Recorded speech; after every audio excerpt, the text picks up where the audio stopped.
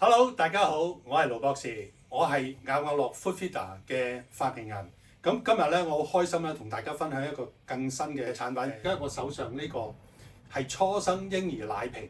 咁呢個初生嬰兒奶瓶咧，同一般嘅奶瓶有咩分別咧？就傳統嘅奶瓶咧，佢係單孔直射嘅，咁導致咧我研究到咧就好容易個 BB 仔因為肚餓咧，佢吸咗好多奶同空氣，而導致佢好容易吐奶同埋好容易咧就叫闖奶啦。咁媽咪好擔心嘅，因為點解咧？佢一嘔奶，成地都係又要清潔，但係最重要就係話個 BB 仔冇吸收到營養，媽咪就好擔心。我喺呢個行業咧係超過咗40年，我發覺到咧，我就研究咗就創新咗一個咧，呢個奶瓶嘅奶嘴咧，第一我哋係雙側孔嘅，咁雙側孔咧有乜嘢幫助咧？就話嗰啲奶 BB 仔一吸嗰陣時咧，就會去咗兩個腮先，然之後佢先再啜吞，咁啊有機會咧就減少咗個空氣嘅吸入。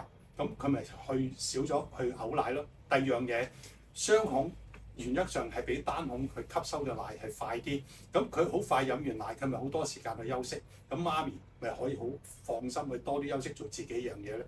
咁呢個奶瓶咧唔止呢樣嘢喎，除咗呢個特別嘅奶嘴裏邊咧，我哋呢個奶嘴咧仲有一樣嘢咧，就話佢有3個回氣孔。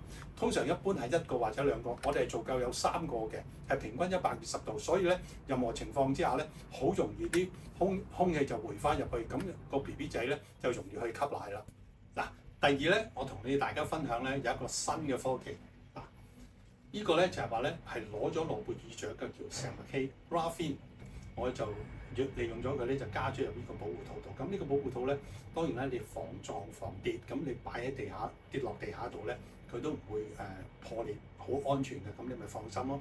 第二，佢有一個好好嘅遠紅外線功效。呢個遠紅外線功效咧，佢係可以穿透我哋個玻璃或者我哋個塑膠瓶，去將我哋嘅奶粉更加可以溶得更加透、更加幼、更加細滑，咁令到個 BB 仔咧係更加容易吸收嘅。咁所以你話呢個係咪一個非常之好嘅選擇？